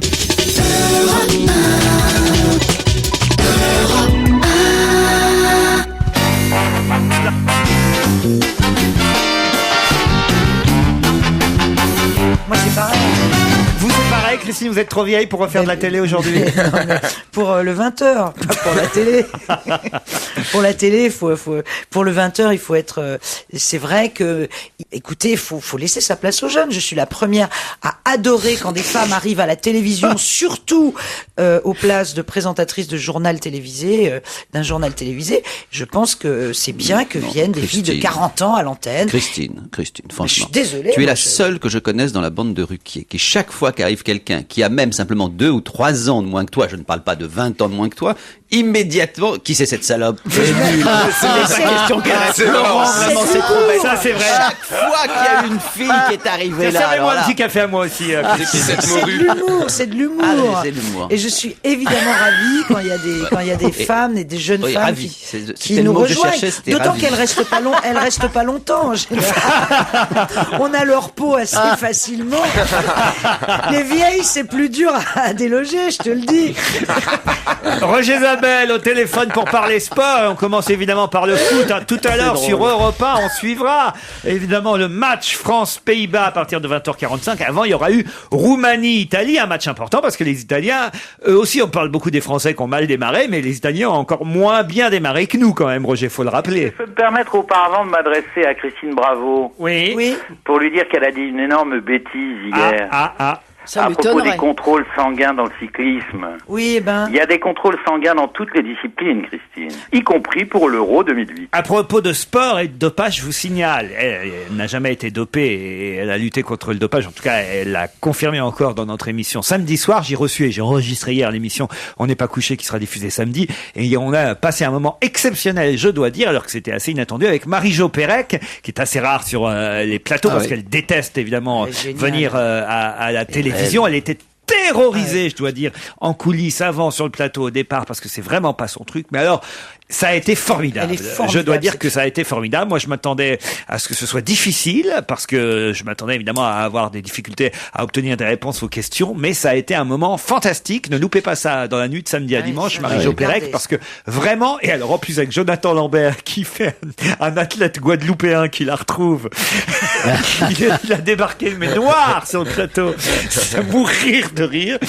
Donc vraiment, ne manquez pas ça. Et alors surtout, elle était ravie qu'on rigole de ce qui lui était arrivé, c'est-à-dire que elle était beaucoup plus détendue. Elle continue à penser évidemment qu'on voulait la tuer en Australie et que c'est pour ça qu'elle a quitté Sydney en plein JO dans les années 2000. Mais et moi je lui dis mais vous savez, on s'est moqué de vous à l'époque. Je dis moi-même j'étais le premier, je me souviens. Je dis mais vous êtes parti parce qu'il y a un homme qui vous aurait menacé en frappant à votre porte. Mais il paraît que la phrase qu'il a juste prononcée c'est où est-ce que je pose le plateau du petit déjeuner. Et là elle dit ah bah c'est bien, ça me détend. Et elle s'est marrée. Puis elle a continué à expliquer, mais elle a vraiment expliqué que elle pensait qu'on voulait la tuer. Elle n'a pas dit qu'on voulait la tuer, ce qui est très différent. Mais elle l'a vraiment confirmé sur le plateau. Regardez ça, c'est un bon moment et un excellent moment samedi soir. Roger, on revient à vous et au foot. Alors vous avez raison de souligner que la seule équipe en danger ce soir, finalement, c'est l'Italie. Parce qu'en cas de défaite face à la Roumanie, ce serait l'élimination directe des Italiens et le deuil national que devra gérer Silvio Berlusconi. En revanche, les Français... Qui sont champions du monde, quand même, rappelons-le, les Italiens. Bien sûr, tenant du titre, champions du monde. Et en revanche, les Français, en cas de défaite, ne seront pas éliminés. De même qu'en cas de victoire, face aux Hollandais, ils ne seront toujours pas sortis d'affaire. Autant dire que le suspense pour les Français va rester entier jusqu'à mardi prochain, le jour du match France-Italie précisément, et la qualification des Français pourrait se jouer à la différence de but. Donc ça va être un peu chaud. Bien sûr, enfin si on gagne là ce soir quand même. Oui. Et il vaudrait mieux gagner face aux Pays-Bas. Et je vais vous dire une chose que peu de gens ont dit pour le moment. C'est possible. Alors, il y a du changement ou pas prévu? Qu'est-ce qu'il va faire? Oui. D'abord, il faut peut-être parler des conditions dans lesquelles les Français ont préparé le match en Suisse. Ils sont à l'isolement, ils sont dans un hôtel qui, et ça ne s'invente pas, s'appelle le Mirador, à croire que Domenech l'a choisi pour son nom, puisque ni les journalistes, ni les supporters n'ont accès aux entraînements. Ce qui vaut à Domenech d'ailleurs une critique très sévère d'Emmanuel Petit ce matin dans le Parisien, qui d'abord est un champion du monde en titre et qui dit que le sélectionneur se trompe d'adversaire, que ce n'est pas la presse mais l'équipe des Pays-Bas qui est l'adversaire ce soir. La deuxième conséquence ce soir à Berne, c'est qu'il y aura 20 000 Néerlandais, au mieux 7 ou 8 000 Français. Oui, mais Dave est pour les Français. Il l'a dit dans le Parisien ce matin. Ça m'a fait plaisir de le savoir. Donc un match dans un stade tout orange, bleu très pâle, des Français qui vont jouer à l'extérieur. Et ce soir, d'abord, ils vont plus pouvoir se plaindre de la chaleur. Il y aura une température plutôt fraîche. Eh ben, tant mieux. Je suis sûr qu'on va gagner. De Berne. Donc, l'équipe, puisque vous voulez savoir sa composition, l'équipe devrait avoir subi normalement un certain nombre de changements avec Henry seul en pointe. C'est le meilleur buteur de l'équipe de France. Il revient de blessure après une saison, on va dire, très moyenne avec le Barça. Pour lui donner des ballons, derrière lui, il y aura normalement à droite le retour de Sinegovou. Très bien. Et puis surtout, et c'est ce qui est très important, à sa vraie place, c'est-à-dire plus dans l'axe, Ribéry, avec à sa gauche, Malouda. Au milieu, Toulalan et Makelele. Et derrière, soit Diarra, soit Sagnol à gauche, Thuram et Gallas en défense centrale, et à droite, soit Abidal, soit Evra. Donc Vieira n'a toujours pas récupéré.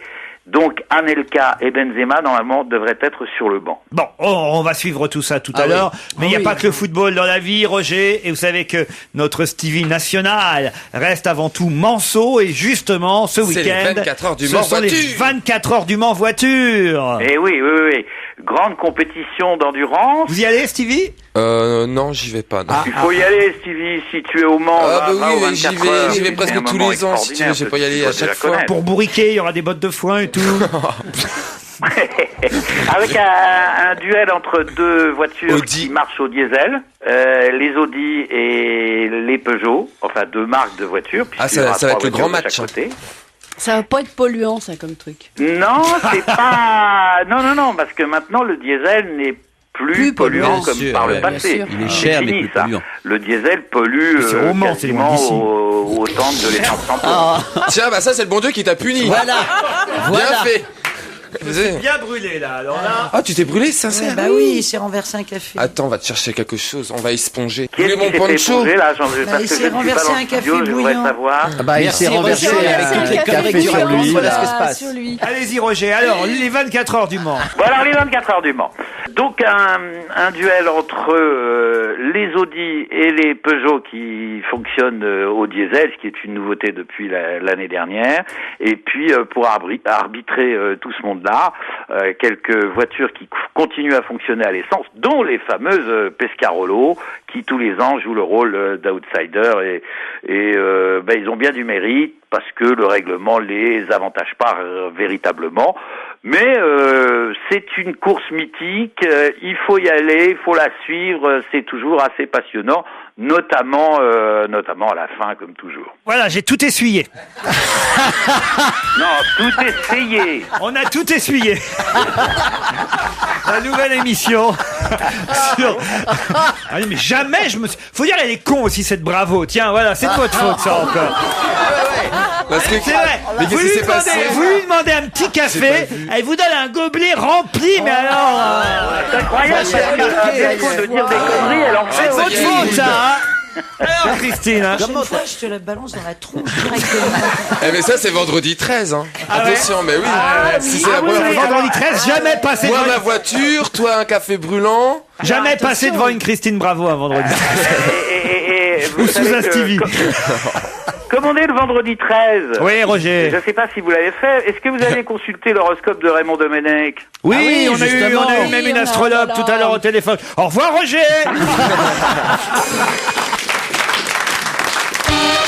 Ne bougez pas, On va se gêner revient tout de suite après la pub.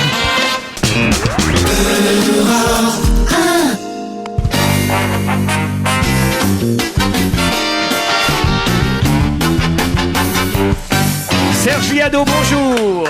Bonjour Laurent. Avec Bonjour les à chansons tabous de la semaine. Alors, là, bravo. Alors, ça y est, décidément, on y est. C'est pour le chauffeur de taxi rencontré par Stevie que vous avez décidé aujourd'hui de consacrer vos chansons tabous du vendredi aux chansons interlopes. Voilà, alors c'est une coïncidence. Oui, je me suis basé pour cette sélection sur les travaux d'un certain Martin Penet, qui est un journaliste et historien de la chanson. Il s'est intéressé à ce qu'on appelle la subculture homo depuis le XXe siècle. Et ça aboutit d'ailleurs à un CD qui s'appelle les chansons interlopes, les homosexualités en question. Donc il y aurait un pluriel à ce mot, ce qui est quand même intéressant. Fernandel a chanté ça? Oui, Fernandel, qui se prenait pour une midinette à un certain moment. Bon, c'était peut-être pour faire rire le public. Ça n'est pas beaucoup passé à la radio, mais visiblement, ça gênait peut-être un petit peu en radio, ce genre de On va chansons. entendre Georges Moustaki, Jean Guidoni, Jean-Yann aussi. Oui, Fortuget, ça aussi, c'est pas jeune. C'est qui ça, Fortuget? Fortuget, c'est un chanteur du début du XXe siècle qui chante Le Petit Rouquin du Faubourg Saint-Martin. Il m'a semblé que vous parliez de Petit Rouquin tout à l'heure. Ah, mais c'est une autre chanson, moi. C'était celle de Michel Delpech, Elisa Tovati et Vincent Baguian. Et puis Juliette Gréco, Les Pingouins, une chanson qui s'amuse à comparer les garçons féminins et les filles viriles. On écoute tout ça, le dossier tabou de Serge Liado. Ah, si j'étais petite midinette, je serais tout plein gracieuse et coquette. Je m'en irais retroussant ma jupette. Ah, tais-toi, on verrait ma foi. Mes jolies petites cuisses en voile, toutes recouvertes de poils. J'affolerais les bourgeois. Tais-toi. En me voyant passer, toujours bien guindé, l'air un peu efféminé. Une femme sur le boulevard me dit l'air goguenard. Cette fois, c'est toi qui te maquilles les fossiles. Et les talons aiguilles, faut que c'est l'air de te plaire. Pourquoi les talons aiguilles? C'est toujours pour toi. Ce soir, c'est moi qui fais la fille. Ça t'apprendra. Les petits pingouins se mettent du fond de teint ou bien quelques huiles. Les petites pingouines ne se mettent rien, non rien. Les petits pingouins ont les petits points souvent qu'ils épilent. Les petites pingouines pour pas sa virile. On est tous des pédés, des pervers, des immondes, des mendiants cravatés qui se croient gens du monde, des cadeaux, des paumés. Stachu cherche baraqué pour bonne baise sous toutes les formes. Sapeurs et gendarmes souhaités s'ils peuvent garder leur uniforme.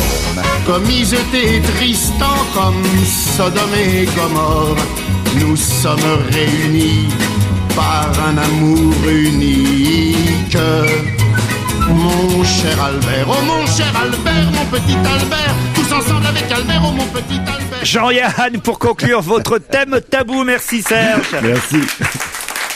Vous serez ce soir, tiens, tout près de la Rose Nelson Montfort, à Metz, rue Mozart, salle Braun, en spectacle ce soir et demain, Serge, et peut-être vous ferez votre chanson flash. Il y a de fortes chances. Pour le 14 juillet, le mois prochain, en invitant le président syrien, l'Élysée a déclenché un tollé. Tout le monde fait la grimace en voyant la réaction de Kouchner, qui prétend que l'affaire lui est étrangère et que l'événement ne l'amuse pas spécialement. Sarko lui a dit: tu n'es pas là, Bernard, pour t'amuser, t'as pas intérêt à te défiler. Je te rappelle, t'es dans la majorité au cas où tu l'aurais oublié. S'il fallait boycotter tous les tyrans, la France perdrait un tas de clients. Or notre boulot c'est de vendre des armes. Et puis au moins celui-là il plantera pas sa tente juste à côté de chez moi. Tu te plains que c'est une épreuve d'avaler 7 couleuvres. Mais je te rassure mon petit Bernard, c'est que hors d'œuvre. Excellent. Bravo Serge. Merci. À Metz ce soir et demain, salle Braun. Et avec vous lundi.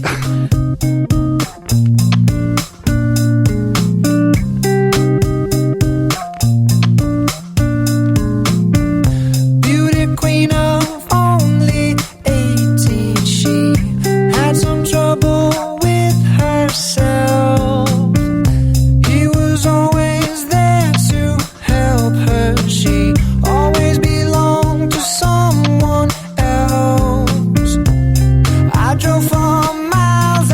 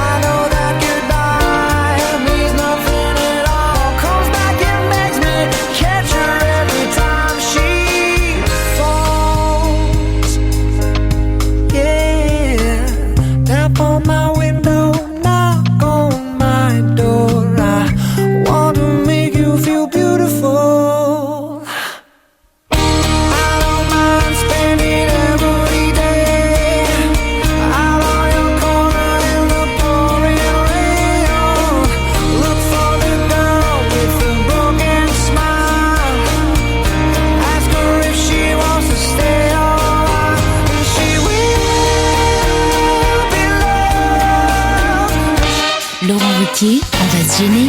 16h-18h sur Europe 1.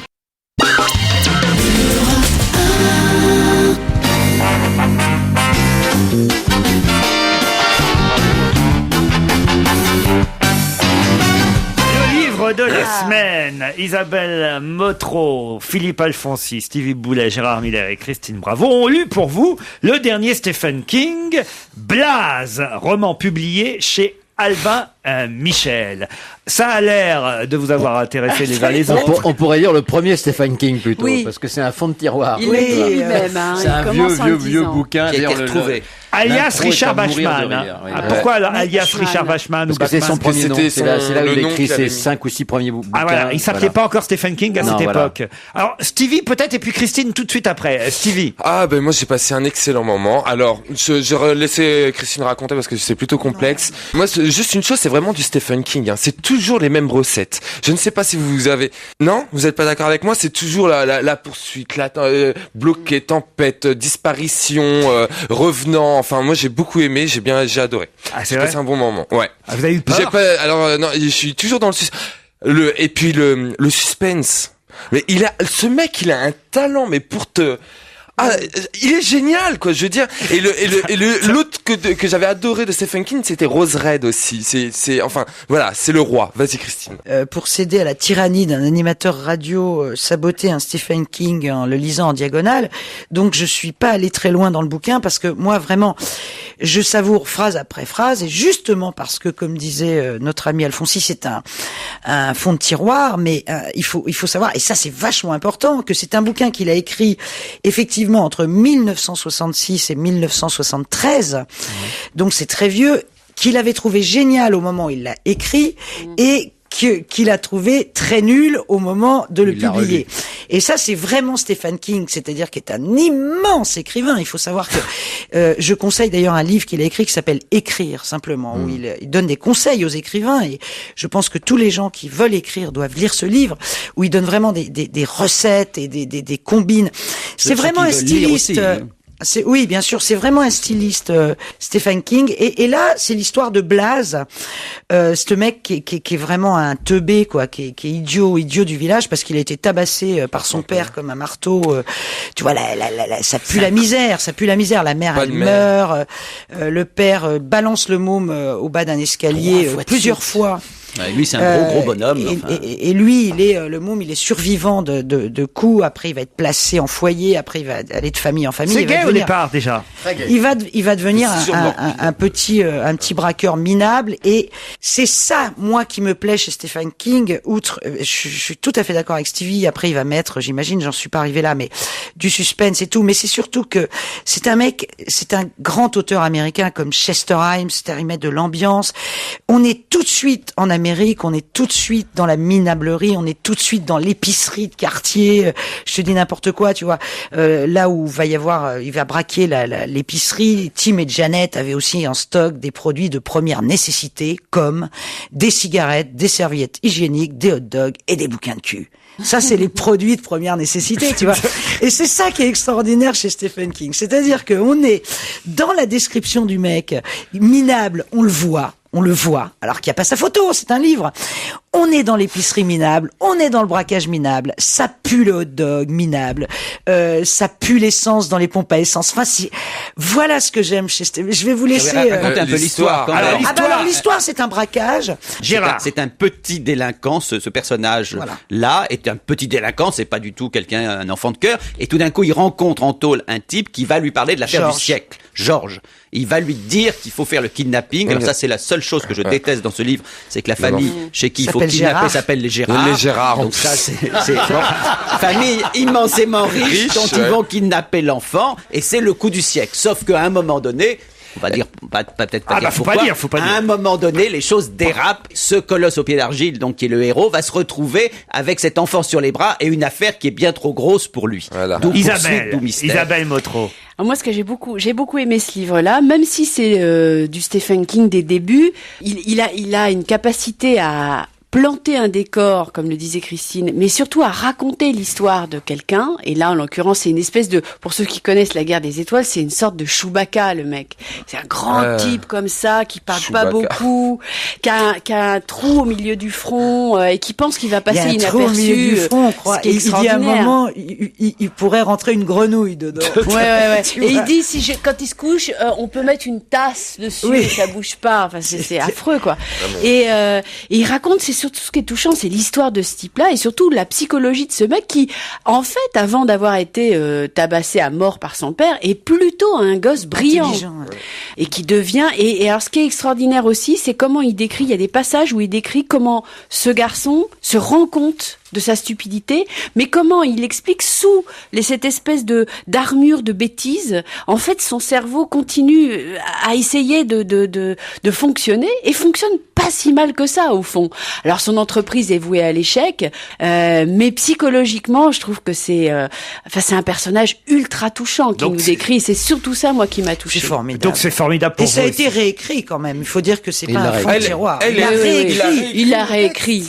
Ah, c'est vrai qu'il l'avait laissé tel quel. Non, il l'a amélioré, on va dire. Alors, est-ce qu'il l'a bien amélioré, Philippe Alfonsi? Oui, bien sûr qu'il l'a bien amélioré. Tout a été dit là. Hein. Ce qui est extraordinaire, c'est ce que disait Isabelle à l'instant, c'est quand il raisonne avec lui-même, c'est précisément la voix de Georges. Il dit c'est un dialogue, et ça c'est formidable. Je trouve que c'est extraordinairement réussi dans l'écriture de ce bouquin. C'est ce permanent dialogue intérieur qu'il a avec ce fantôme de Georges, dont on ne sait en effet qui il est ou d'où il est, etc. Et c'est une espèce de dialogue avec lui-même. Et ça, c'est très très joli, ce dédoublement permanent du personnage qui va faire des conneries, qui sait qu'il va faire des conneries, qui les corrige, ça c'est extraordinaire. Et puis alors, il y a la construction générale du livre, moi que j'aime beaucoup, où en effet on est sur l'action, c'est-à-dire l'enlèvement de l'enfant, et où en flashback on revient sur toute la vie du Blaze et de son enfance, et avec une scène. Alors, tu n'es pas été jusque là, si j'ai bien compris, mais il y a une scène, de sexe absolument extraordinaire à côté d'un puits que je vous recommande. Alors là, vraiment, un grand moment de littérature à la Stephen King. Non, mais le lis pas tout de suite, Christine. Mais non, laisse ton livre, ne le lis pas tout de suite. Tu vas voir, c'est étonnant. Ah bah alors là. Bon, vous avez aimé ça, Gérard? Très beau livre. Vraiment très très bien. Vous n'avez pas lu, je suis sûr. Si, absolument. Faites pas votre bénichou, là. Non, absolument pas. Et je trouve ça tout à fait réussi. Et je ne suis pas du tout un spécialiste de Stephen King. Et alors, qu'est-ce que tu penses en tant que psy, là, de son analyse du mec?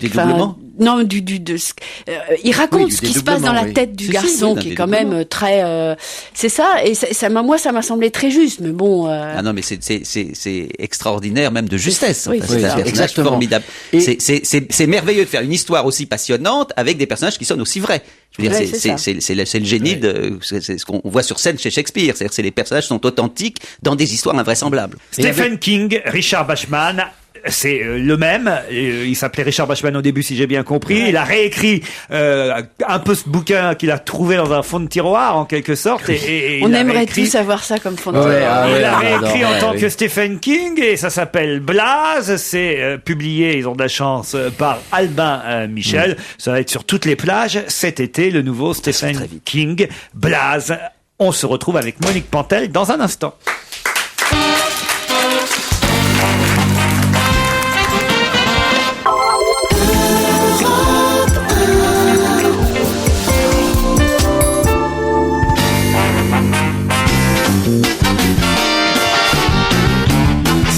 Christine Bravo, Gérard Miller, Isabelle Motro, Philippe Alfonsi et au téléphone Monique Pantel pour les films sortis mercredi. Bonjour Monique. I love you Laurent. Ah c'est gentil, merci.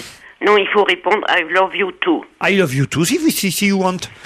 Et à quel film ça vous fait penser? Alors ça, je ne sais pas. I love you too. Tout le monde dit I love you. Tout le monde dit I love you. Non. Bon, je vous mets sur la voie. C'est Phénomène de M. Night Shyamalan. Avec Mark Wahlberg. Il est très chiant, je m'en étais pas perçu de ce Shyamalan. C'est le plus gros succès de la semaine. Phénomène. Et la plus grosse ânerie cinématographique de la saison. Ah bah alors. Et oui, comme tout le monde, je me suis précipitée pour voir le nouveau film du metteur en scène, vous vous souvenez, de l'époustouflant Sixième Sens. Comme ces personnages, il a dû lui aussi être victime du mal mystérieux qui frappe l'Amérique durant 24 heures. C'est épouvantable ce qui se passe. Mark Wahlberg, qui est pourtant un très bon acteur, il fait de son mieux, on peut pas le critiquer lui. Il s'aperçoit au bout de 2 heures de I love you too, de fuite et d'angoisse que les coupables sont ces salopes de plantes, toutes les plantes, les arbres, les herbes, qui se vengent de l'humanité en déclenchant une attaque virulente. Finalement, vous me le vendez plutôt pas mal. Mais c'est nul. Par mesure de précaution, j'ai coupé l'eau de mes lauriers. Bon, alors on oublie Phénomène, oui. Vous l'avez vu, Isabelle? Non, je l'ai pas vu, mais c'est un phénomène, en effet, ça marche très très bien. Hein. Eh bien alors, vraiment, t'aurais dû le voir, ma chatte. Qu'est-ce qu'elle a dit? Elle dit t'aurais dû le voir, ma chatte. C'est la première fois, oui, c'est la première fois que j'entends quelqu'un appeler Isabelle Motro ma chatte. Bon, enfin, bon, pourquoi pas. Ouais. Autre film. Donc, c'est la dernière. Monique. Oui. Lequel vous voulez parler de Tabarly? Allez, Tabarly. Bon, c'est un documentaire très bien documenté. Ouais. On peut pas dire le contraire. Réalisé par Pierre Marcel. Oui, très bien réalisé. Ouais. Et on apprend plein de choses sur Tabarly, qui est mort, le héros de la mer, qui est mort il y a 10 ans. Faut juste aimer Tabarly. Oui, voilà. Et puis la mère aussi, hein. Il n'aimait pas les journalistes qui posaient des questions sans savoir lesquelles. Il aimait pas, il aimait la mère, quoi. Mais j'ai beaucoup aimé quand Chirac a dit de lui à l'époque, on l'appelle Pépé, ce n'est pas convenable, il a 42 ans comme moi. J'ai trouvé ça très rigolo. Bon, vous avez plutôt bien aimé quand même, alors. Oui, c'est un film, c'est un documentaire honorable et on devine qu'il était sympathique. On s'ennuie ou pas? Ah, pas du tout. Ah bah alors J'ai voilà. jamais dit Eh ben ça. dites-le alors. Mais je suis pas bien pour les bateaux, moi. Sagan. Alors là, c'est pas un documentaire, mais c'est une biographie filmée. Signée, c'est mieux que ça. Signée Diane Curis, avec Sylvie Testu, qu'on voit partout dans la presse, évidemment, ressemblant comme 2 gouttes d'eau à Sagan, Pierre Palmade, Lionel Abelanski, Jeanne Balibar, Ariel Dombal, Denis Podalides. Un bon casting pour un film dont on parle beaucoup. Sagan. Eh ben moi j'ai trouvé ça passionnant comme la Sagan l'était, hein. Et joué d'une manière merveilleuse, et même pas joué par Sylvie Testu qui est Sagan. Elle ne joue pas, elle est Sagan. Le même visage pointu, la même diction hachée, la même nervosité. Alors la Sagan de tous les excès, on la voit vivre au milieu d'une cour d'amis. En fait, parce qu'elle peut pas se passer d'être entourée. Il y a Jacques Chazot, qui est merveilleusement joué par Pierre Palmade.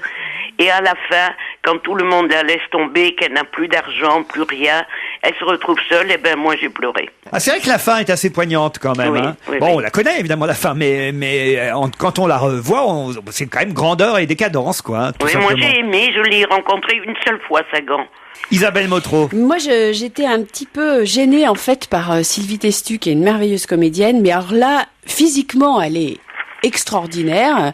Cela dit, Sagan est facilement caricaturable aussi, donc faut se méfier. Mais surtout, moi, ce qui m'a dérangé, c'est sa voix. C'est-à-dire que elle essaie de parler avec le phrasé de Sagan, qui est quand même très spécial. Oui, un peu, c'est vrai. Et du coup, voilà. Et Ça, du oui, coup, oui. au bout d'un moment, Isabelle. c'est pas possible. C'est vrai, quoi. Isabelle, oui. Ça, c'est voilà. pas Sagan. Moi je suis pas du tout d'accord avec oui. toi. Ça t'a pas dérangé ou Chérie, pas du comment elle tout. s'appelait? Ah, moi, non, j'ai non. trouvé ça excessif. quoi. c'est comme ça. Pas du tout. Non, moi j'ai trouvé ça excessif et ça m'a un tout petit peu dérangé quand même. C'est Mais pas mal j'adore. ce film quand même. Hein. C'est plutôt Oui. bien, j'ai très envie d'aller le voir. bien réalisé quand C'est même. très bien. Et Alors puis- ça marche très bien. Ah, c'est vrai? Oui, oui, Eh ça ben, tant marche mieux. Sagan de Diane Curis qu'on peut conseiller. Les orphelins de Wang Chi. Avec, figurez-vous, avec pardon. quand même Jonathan Rhys-Meyers, Radha Mitchell, entre autres. Eh ben, tout le monde dit que ce film est ringard. Eh ben, moi, j'ai marché sur les traces de ce jeune journaliste un peu tête brûlée, anglais, joué par ce Jonathan que vous avez cité, Rhys-Meyers. qui entre clandestinement pour faire un scoop dans la Chine des années 30, où les Japonais massacrent tout le monde, il a la trouille, et finalement, grâce à une jeune et belle infirmière, il se réfugie dans un orphelinat, et grâce à lui, il va tout d'un coup se trouver qu'il a un cœur. 60 orphelins vont apprendre à sourire. Ça n'a pas l'air vrai, et pourtant ça l'est, et c'est bien beau. Parfait. Voilà pour les films de la semaine. Vous n'avez pas vu Skate or Die? Non, mais j'ai vu Les Insoumis. Ah, bah alors dites-moi. Eh ben, c'est le pompon. Avec Richard Berry et Pascal Elbé. C'est le pompon. Ouais. C'est difficile de trouver une histoire plus bête, plus méchante, plus ridicule que celle-là. Richard Berry s'est lancé dans le rôle d'un héros paumé.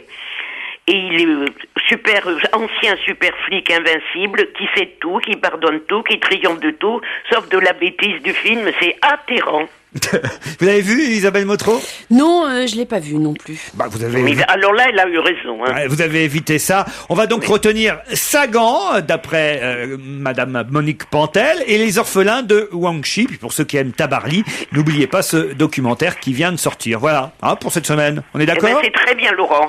Et Phénomène, ça marche, mais vous n'aimez pas. Oh, mais personne ne Mais n'aime. tout ce qu'il a, les derniers films de Night Shyamalan, c'est vrai que c'est pas. Non, mais celui-là, il est gratiné. Hein. Et il faut dire que le Phénomène, c'est vous, de toute façon, Monique Pantel. Oui, on vous absolument. embrasse et on vous applaudit. Merci beaucoup. Au revoir. Quelques conseils avant de partir, Gérard, pour le week-end? Écoutez, c'est pas tout à fait pour le week-end, mais comme plusieurs fois vous avez eu la gentillesse de parler du spectacle que je vais faire à Avignon, je me suis dit quand même, il faut rappeler qu'il y a tellement d'autres comédiens et de Mais plus oui, c'est vrai.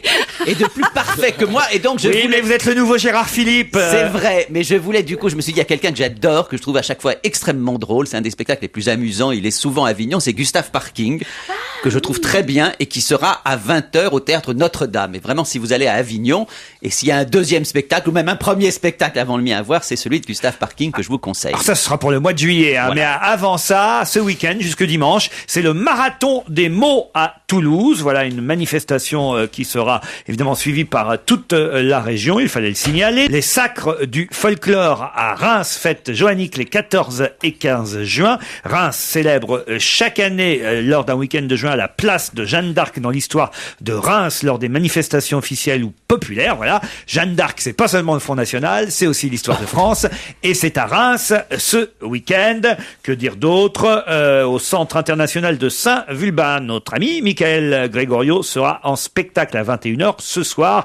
30 concerts à lui tout seul, Gregorio, ce soir à Saint-Vulbas. J'ai aussi le Château d'Écouen dans le Val d'Oise qui me signale une fête et une fenêtre en même temps sur la renaissance de Léonard de Vinci au Connétable de Montmorency. C'est de 10h à 18h tous les dimanches jusque fin juin au Château d'Écouen dans le Val d'Oise. Rien d'autre? Alors bon week-end sur Europe 1 et à lundi 16h.